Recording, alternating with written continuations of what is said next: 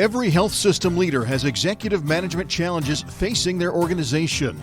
This show supports leaders in addressing those challenges with cutting-edge information, leading strategies, and sharing best practices. Listen in and gain keen insight as industry leaders share their stories. The Baldrige Foundation welcomes you to Leader Dialogue Radio. Hi and welcome. This is Dr. Roger Spoelman again with another exciting episode of Leader Dialogue. And thanks so much for tuning in. And just to remind you that Leader Dialogue is sponsored by the Malcolm Baldrige Foundation with great support from our sponsor About Healthcare. And as usual, I have my colleague and friend, Ben Sawyer, who's an executive with About, and he is going to join me in this really great discussion we're going to have today. So welcome, Ben. Thank you, Roger. You and I both had the privilege of working with many great leaders throughout our careers. And I think if you ask any great leader, you scratch deep enough from the surface, you're going to find them and say, who really had an impact on your life? You're going to find a teacher or a coach, I would think. Has that been your experience as well? Anybody in your life that stands out? There have been several, and the characteristics of each is that they were willing to take the time to listen and learn and understand.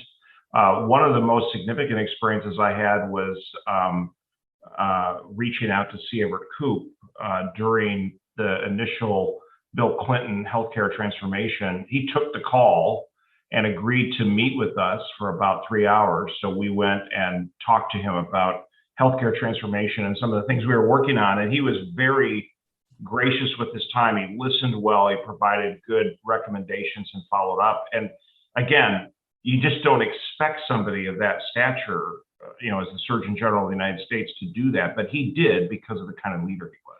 Oh, that's great. That's great. I've had similar experiences, and I've been so blessed and fortunate to have been mentored and coached, not only as a student. I was involved in athletics, and I loved what I learned from some of my coaches and teachers, but then later in life, I've been coached and mentored by people, many of whom I've never met before.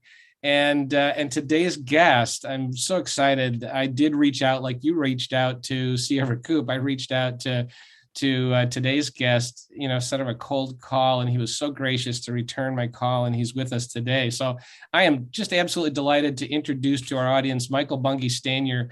And Michael, I've heard him on several podcasts, and I have read his book, The Coaching Habit, which we're going to get into a little bit. But Michael is Australian. But he's a Canadian now and living in Canada. Some of my best friends, my bike riding friends, are Canadians here in California, and I love my Canadian friends. They're so kind and generous. So, but that's Michael. And he's also a lawyer. And by the way, he's a Rhodes Scholar. And, but he's got a wonderful sense of humor. He's got great stories. I don't know that we'll get into those right now, but entrepreneur, coach, and author. Now, when I say author, his book, The Coaching Habit, has sold just a little more than 1 million copies. And that's incredible. That's an incredible feat. And he has a company called Box of Crayons, which he's successfully stepped away from. It's in Toronto, but he's stepped away from most of the time, still the owner, but he's transferred the ownership or the responsibility, day-to-day responsibility to a trusted colleague, which again is a great story. But Michael, thank you so much for just speaking with us today. Look, Roger, I'm very happy to be here. And I will say one minor correction. You said I was a lawyer. I do have a law degree. I finished my law degree being sued for defamation by one of my law professors, so it really wasn't going well. And luckily I had a break that meant that I didn't follow the legal career path, because I'd have been a terrible lawyer. I mean, I would have just been awful. So yeah, I survived a law degree is a better way of putting it. Thanks for that correction. And that is a great story. I have heard that. So, and again, it speaks to your sense of humor. And there is one thing that I want to get into about, taking your work seriously, but yourself not seriously, which I think is great. But listen, we want to talk about some things. Most of our audience is concerned about self-improvement. There are a lot of Baldrige folks here. They're very concerned about improvement, continuous improvement for their companies.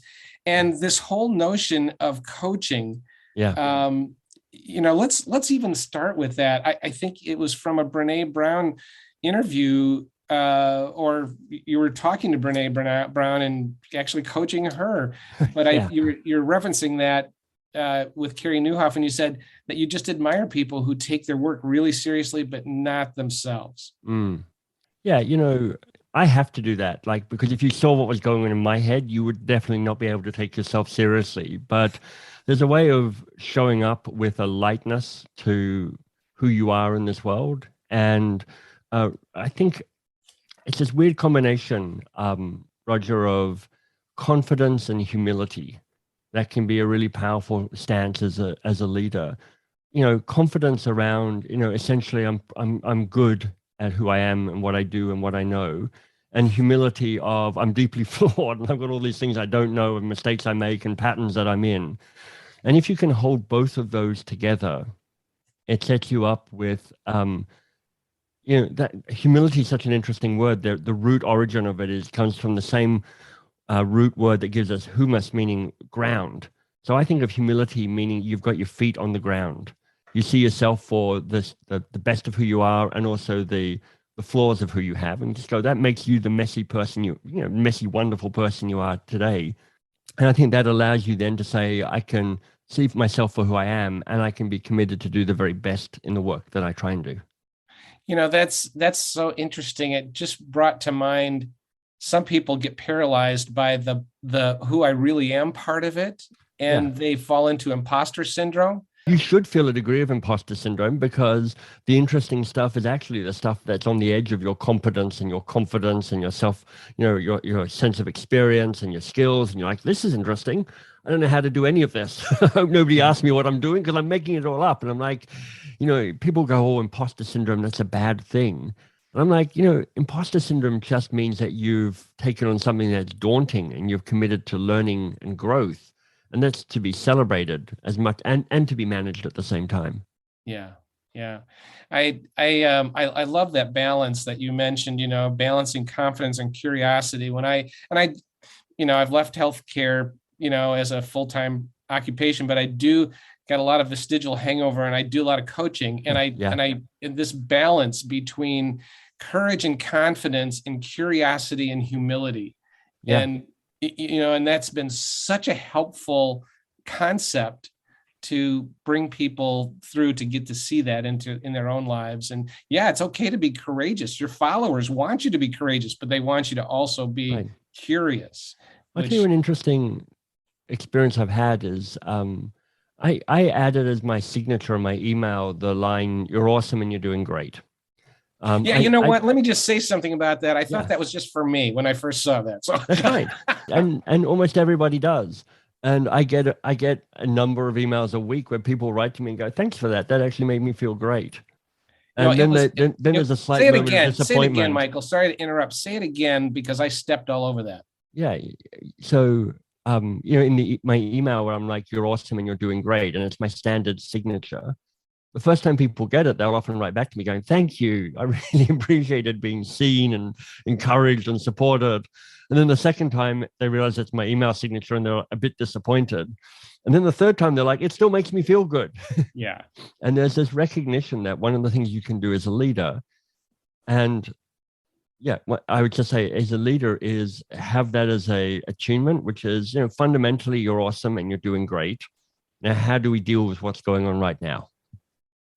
Yeah, that it really had the desired effect with me, and I sent it to Ben. I sent your email. I says, "Look at this. We're going to get Michael." You are awesome, and you are doing great.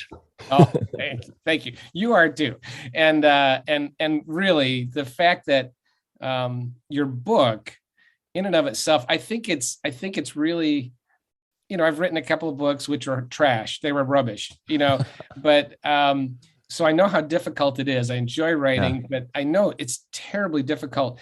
And I think it's much easier. I would suspect it's much easier to write a very difficult book or a long book than it is to write a short.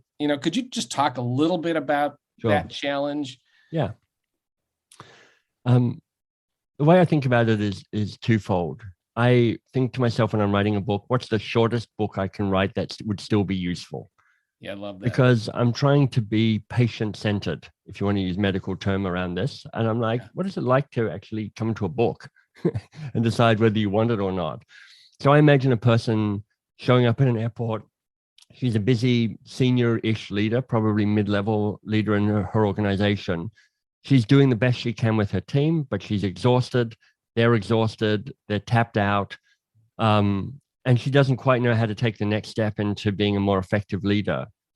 And she scans the books and she picks this one up and flips through it, and it's spacious and it's got design to it. And she thinks to herself, I could probably read most of this on the flight and I can fit it into my purse. So I thought all of that as I was designing this book, because I self-published it. So I had some control over the look and the feel of things. And so there's that one principle, which is what's the shortest book I can write that would be most useful. And then there's that wonderful quote from one of your Supreme Court justices who said, look, I don't give a fig for simplicity on this side of complexity, but I would give everything for simplicity on the other side of complexity. And for me, I see one of the things that I am good at, and I try and stay good at, is to keep working information until it has a clarity and a practicality and a usefulness of it. So the essence of the coaching habit is actually to unweird coaching, because, coaching comes with a whole bunch of baggage. It's like, if you might go, look, I've met some life coaches and they're all a bit too woo-woo for me, or, I was scarred by a sporting coach, made me doing push-ups in the mud. Or you just go, look, I'm a medical professional. I'm a physician. I'm a surgeon. I don't have time for that stuff. I've got a job to do. I don't want to be a coach. I want to be a CEO, or I want to be an MD, or whatever it might be. And I'm trying to say, look, you don't need to be a coach, but if you can be a leader who is more coach-like, that is an extremely powerful and underutilized leadership skill. And here's the simple but difficult behavior around being more coach-like. Can you stay curious a little bit longer? Can you rush to action and advice giving a little bit more slowly? And it's one of the known things about doctors. And there's research about this, which I think I even mentioned in the book, which is like, there was a study that said on average, GPs interrupt their patient after, I think it was like 17 seconds. Oh, yeah. And the thing is, I read that and I went, I think that's a bit unfair for GPs, because I think that's just humans.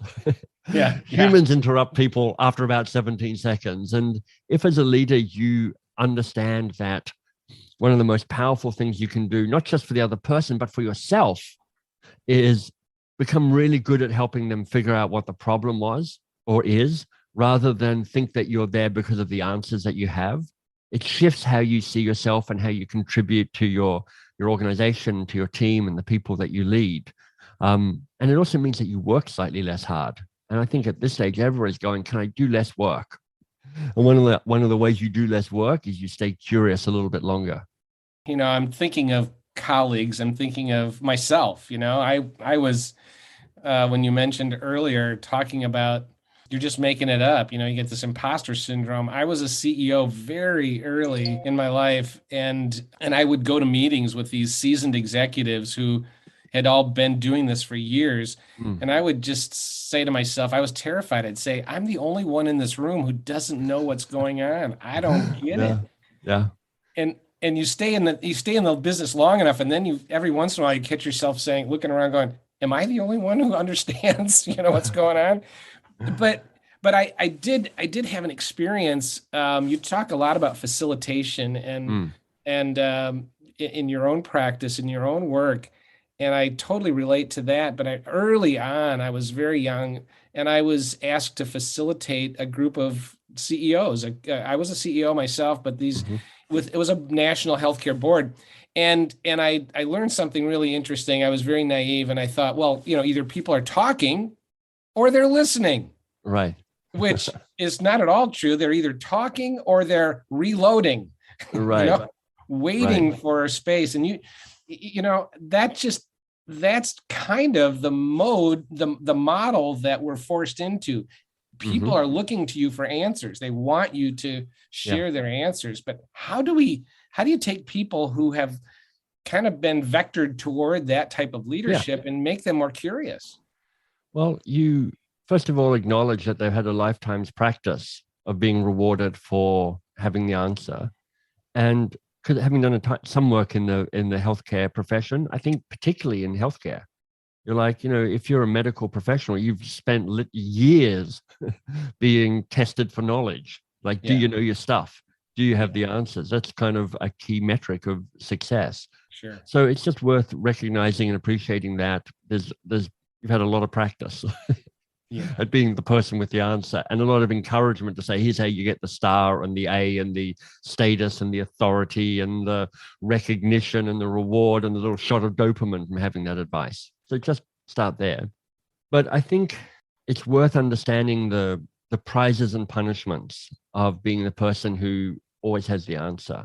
Yeah. And it turns out that often the prizes are a bit more short-term. The prizes of being the person with the answer are a bit more short-term. And the price that gets paid, the punishments, if you like, for you and by others, for you always being the person giving the answer, have a longer-term effect. So the prizes you get from always being the person with the answer is you get some of that kind of short-term hit of status and authority and dopamine and all that kind of like, I feel good. I may be getting old, but I'm still adding value. Look at me. I'm still the wise person here. They still come to me. I still got it, and it's also, and look at me, I'm really helping. I'm really trying to be helpful to this person and make their life easier for them. And look at me, I'm also kind of still in control. I still got my kind of a grip on what's actually going on there. But the price that gets paid, I mean, first of all, if you're always the person who has the answer, you're always taking the oxygen to say, let me tell you what the final answer is here. There's a foundational message that's getting through to the other person, which is you're not smart enough, good enough, clever enough, fast enough, experienced enough to figure this out or to have the answer. So it's a way that is constantly setting up you're not quite good enough yet dynamic, which is, it's diminishing and disempowering, all those other words for that other person. But it's not just that, because that has a consequence, but also that then means that your organization is full of people who've had a message to say, you're not yet ready to step up. And one of the truths about powerful organizations is when responsibility and accountability sits at the level it should within that organization. And if you're the advice giving type, what that means is responsibility and accountability tends to be moving up the hierarchy to you. So you get bottlenecked at the top. And then that's the final price that gets paid, Roger, which is like, it's just exhausting. Trying to be the person with the answers. And actually, for most of us, the older we get, the more we realize how little we know and how outdated our answers are. And the only stuff that we do know for sure now, people can look up on Google much faster than you could say it anyway. So there's also a way that you become your own bottleneck.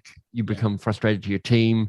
You get drained by the amount of that's being asked of you by everybody, because now everybody's trained you to be the person who has to give them the answers.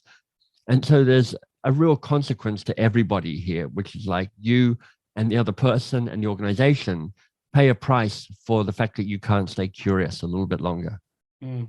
It is thank you for that. That's a great answer, great advice. It is kind of a ripoff, though, that some people, we are susceptible as leaders. We get pushed into that mode and forced into a place where we don't belong, and where, we're not going to perform at the best because we're going to be forced to give an answer. And it might be a pretty bad answer, but it's an answer. Yeah. And Andy Stanley, who I admire greatly, he says something to the effect that, leaders who don't ask questions of their followers or ask for the opinions of their followers soon find themselves surrounded by people who have nothing to say. That's right. And, that's a lonely place. But, it's worth talking to people about, so why are you resisting this? I mean, you've got Roger and me kind of banging the drum and waving the flag about curiosity, but we're already converts. And if you're listening to this going, yeah, but you don't understand, you're like, you're right. I probably don't fully understand.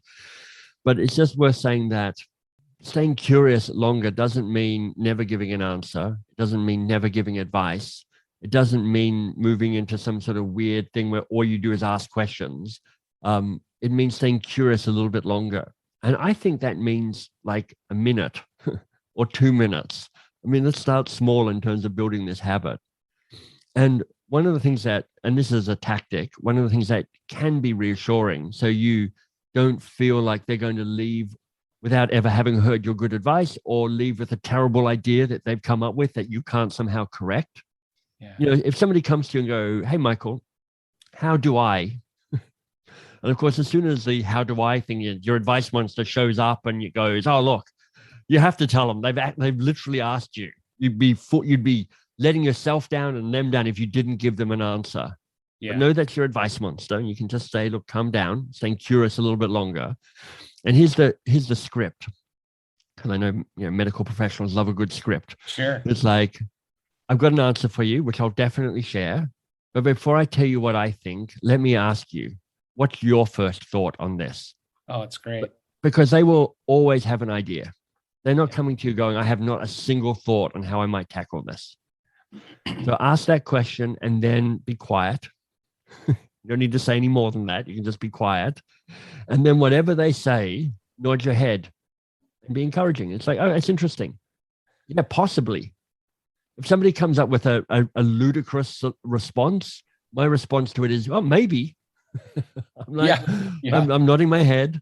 I'm not saying it's right or it's wrong. I'm just going, oh, maybe. Because what I want is them to keep thinking, because I'm making them smarter, which means I'm making us smarter by them thinking. And then I might go, great, what else could you do?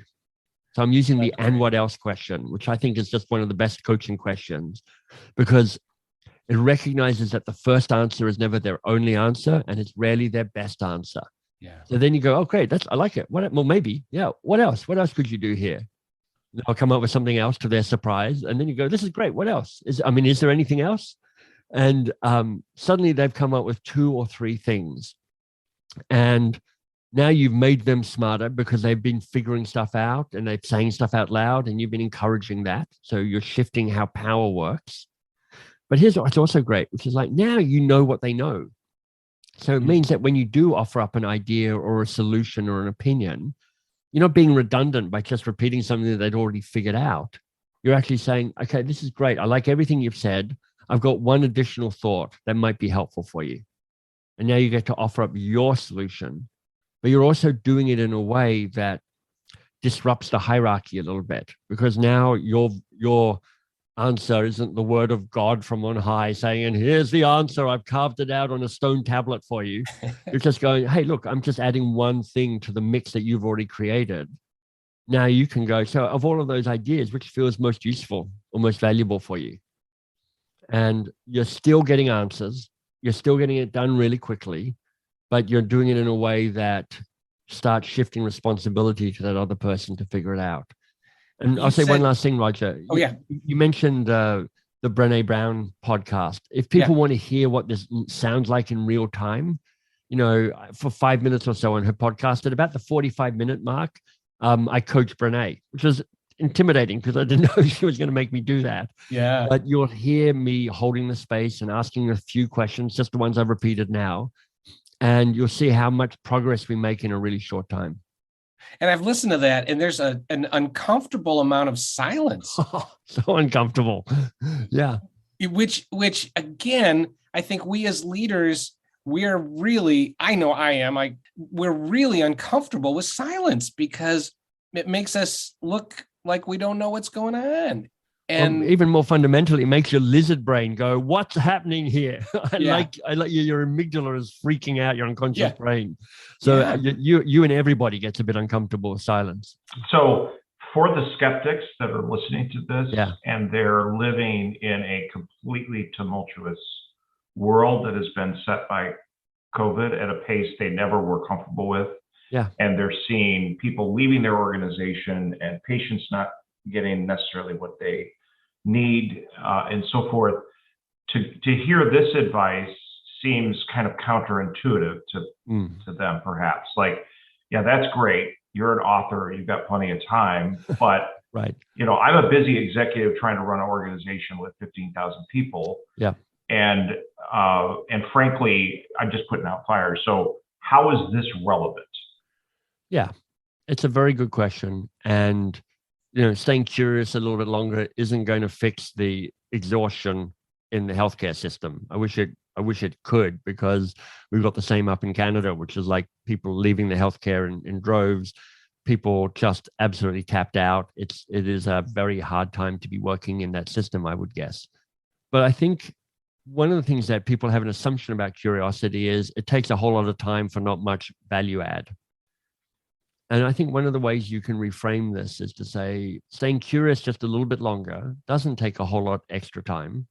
It's not actually additive to what you're currently doing. It's just actually transformative of what you currently do. Same conversations, but you're just going to stay curious a little bit longer. One of the most powerful questions, I think, and in the book I call it the focus question, is to ask, what's the real challenge here for you? Medical system, and I'm guessing, but it's famously run by triage. So you're always trying to figure out what's most important. So you've got some deep domain expertise around that. But often the presenting challenge is not the real challenge. And if you can stay curious just a little bit longer to go, rather than putting out the fire, just going, all right, there's a fire. That's the thing to do is putting it out. If you go, but what's the real challenge here for you? And you discover that actually what you got to do is you got to turn off the gas valve rather than put out the fire. Stop the source. Yeah. That moment of staying curious and helping other people figure out what's the real challenge here for you actually gives you a chance to be slightly more effective and efficient in terms of the work that you do. Because as a senior leader in particular, you're forced to make the hardest choices. And those choices are, what are we going to say yes to? And therefore, what must we say no to? And of course, it always feels in every profession, but I would guess in medical even more, which is like, we need to say yes to everything. And you can't. So you have that difficult responsibility to go, we're going to say yes to this. If you're going to say yes to this, it really behooves you to go, well, what's the real challenge? So we know what we're saying yes to, so we can know what we're saying no to. Does that resonate at all? Because I am an author sitting in a little room and I don't really know. So no, it does very much, Michael. I think, again, just trying to represent the potential skeptic listener. Yeah. What you're coaching is that it's actually more efficient and more effective to do this than the traditional way, because if the problem and its root cause isn't understood and dealt with, it's going to come back and haunt you. Yeah.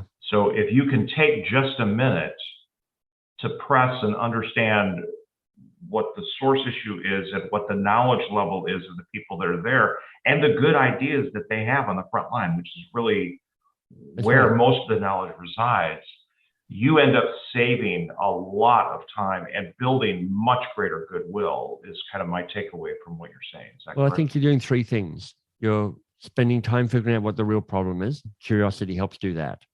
You're finding time to bring out the best solutions to that real problem. Curiosity does that. And you're inviting people forward to be the best version of themselves and take the responsibility that's appropriate for them in their role. And if, as a senior leader, you're responsible for two things, strategy and culture. Strategy is what's the real problem and what are our best solutions? And culture is how do we bring out the best of our people? So curiosity has a way of feeding the two strands of the DNA of a strong organization. Great stuff. I what has happened is what I feared happened. We're out of time, but I have so many other questions, Michael. But thank you so much for doing this work. Your new book, How to Begin, is I haven't been able to get into it yet myself, but I'm deep. I'm going to get into it right away. I'm looking forward to that. Your books are extremely practical, pragmatic. So I encourage our listeners to get the coaching habit and work on making the culture of your organization and your leadership more coach-like. Michael, how do people get in touch with you so they learn more about your work? Sure. Look, if you're interested in any of the books, the URL is the title of the book. So thecoachinghabit.com or howtobegin.com. If you like more just about me in general, my website is mbs.works. We've come to the end of our time. We are grateful. There are lots of podcasts. We're so grateful you decided to tune into this one, and we hope that you really got some creative solutions. So thanks so much for listening. Thank you again to our guests.